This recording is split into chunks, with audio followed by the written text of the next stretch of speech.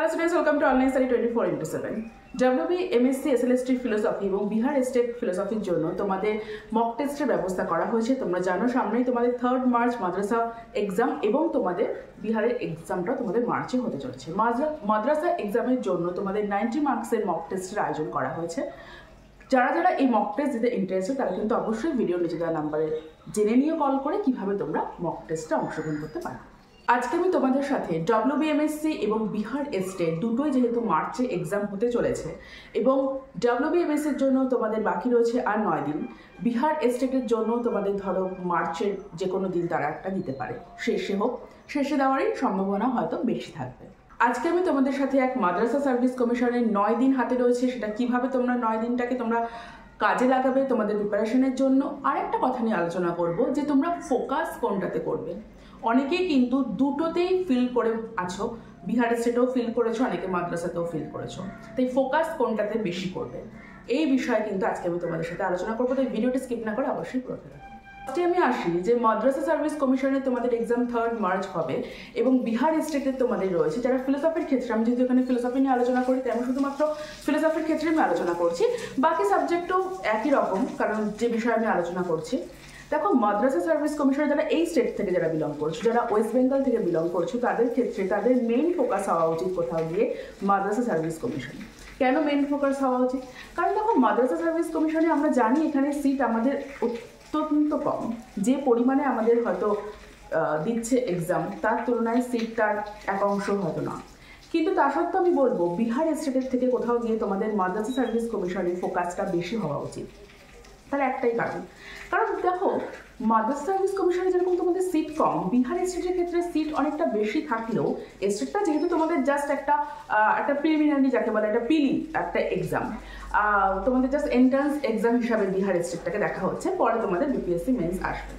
যেহেতু তোমরা অন্য স্টেট থেকে বিলং করছো, বিহার যারা রয়েছে তারা তো ওকে, তাদের জন্য দারুণ একটা ব্যাপার রয়েছে বিহার স্টেট, কিন্তু যারা অন্য স্টেট থেকে যে কোনো বিহার বাদে আদার্স যে কোনো স্টেট থেকে যারা বিলং করছো, যারা ওয়েস্ট বেঙ্গল থেকে বিলং করছো, যারা অন্য যে কোনো স্টেট থেকে বিলং করছো, তাদের জন্য না বিহার স্টেটের সিটটা কিন্তু ওই অংশেই কমে যাবে। আমি ওয়েস্ট বেঙ্গল যদি ক্ষেত্রে বলি, তোমাদের সামনে মাদ্রাসা সার্ভিস কমিশনে যেরকম তোমাদের সিটটা খুব অত্যন্ত কম মনে হচ্ছে, বিহারের বিপিএসসি এক্সামের ক্ষেত্রেও কিন্তু তোমাদের সিটটা অত্যন্তই কমই। কেননা তাদের নিজেদের স্টেটের জন্য তারা কিন্তু 80% সিট কিন্তু তাদের নিজেদের যে স্টেট সেটা কিন্তু রিজার্ভ থাকবে, যে কোনো স্টেটেরই সেটা থাকে, সেটা নিয়ে কোনো রকম কোনো কথা নয়। 20% সিট হয়তো তোমাদের মধ্যে থাকবে, অর্থাৎ কি 20% সিট হয়তো আদার স্টেটের মধ্যে থাকবে। সেই আদার স্টেটের মধ্যে শুধুমাত্র ওয়েস্ট বেঙ্গল নেই, প্রচুর স্টেট রয়েছে, তাহলে তোমাদেরটা কিন্তু সেই জায়গাটা কিন্তু কমে খুব কম জায়গাতেই চলে এলো। তো সেক্ষেত্রে আমি তাই বলবো যে মাদ্রাসা সার্ভিস কমিশনের ক্ষেত্রে যতই সিটটা কম থাকুক না কেন, সেটা সম্পূর্ণ তোমাদের নিজস্ব সিট, এখানে সম্পূর্ণ তোমাদেরকেই নেওয়া হবে। তাই তোমরা এখানে সিট কটা রয়েছে কটা নেই সেই বিষয়ে যেও না। আমি মাঝে মাঝেই দেখি অনেকে বলে যে সিট প্রচুর কম আছে, কি করে হবে, কিছু হবে না। দেখো আমি জানি সিট প্রচুর কম আছে এখানে, আমরা প্রত্যেকেই সেটা জানি। একটা প্রশ্ন রয়েছে যে সিট যতই তোমাদের কম থাকুক না কেন, তোমরা তোমাদের 100% দাও। সিট কত আছে, কত পরীক্ষা দিচ্ছে সেই বিষয়ে তোমরা যেও না।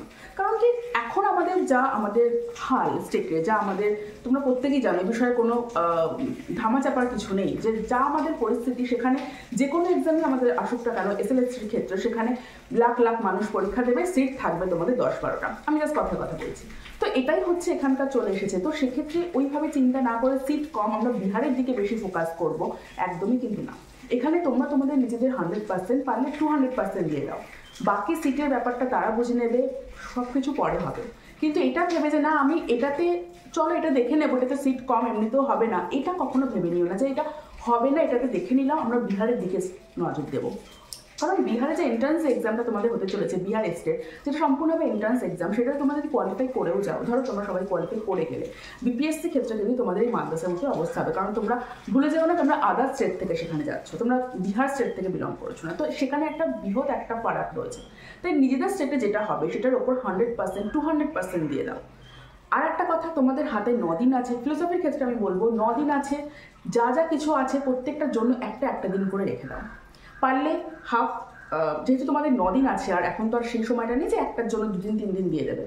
রিভিশন তোমাদের চলছে, প্রত্যেকেই তোমরা রিভিশন দিচ্ছ, একটা কাজ করো, সকালে একটা বিষয়ে রিভিশন দাও, বিকালে একটা বিষয়ে রিভিশন দাও, এরকম করো। লাস্ট পরীক্ষা 2 দিন হাতে সমস্ত রিভিশন দেওয়া বন্ধ করে দাও। জাস্ট মাথায় চিন্তা করো, কোনো একটা টপিককে নিয়ে চিন্তা করো, ইন্ডিয়ানে কোনো টপিক নিয়ে চিন্তা করো, ওয়েস্টার্নে কোনো টপিক নিয়ে চিন্তা করো, সেটা চিন্তা করে সেটার সম্বন্ধে তুমি যা যা জানো নোট করে ফেলো লাস্ট 2 দিন।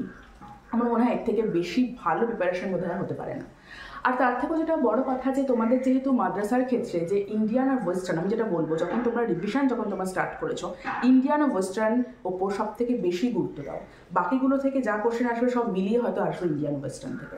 তাই আমি বলছি ইন্ডিয়ান ওয়েস্টার্নের উপর খুব বেশি জোর দাও, বাকিগুলো তো অবশ্যই আছে, দুটোর ওপর এতটাই জোর দাও যে একটা কোশ্চেন যেন তোমাদের ছাড়তে না। আশা করি আমার ভিডিও থেকে তোমরা বুঝতে পারলে যে তোমাদের লক্ষ্য কোনটা হবে। তোমাদের সব কিছু এরকম না যে বিহার স্টেট তোমরা ভালো করে দেবে না, অবশ্যই দেবে। লক্ষ্যটা যেন খুব ভালোভাবে লক্ষ্যটা যেন মাদ্রাসার ক্ষেত্রে থাকে।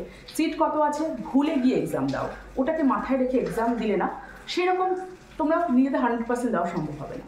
সিটের কথা মাথায় না রেখে শুধুমাত্র নিজেদের 100% এক্সামে দাও। সকলকে এক্সামের জন্য অনেক শুভকামনা। দেখা হচ্ছে নেক্সট ভিডিওতে।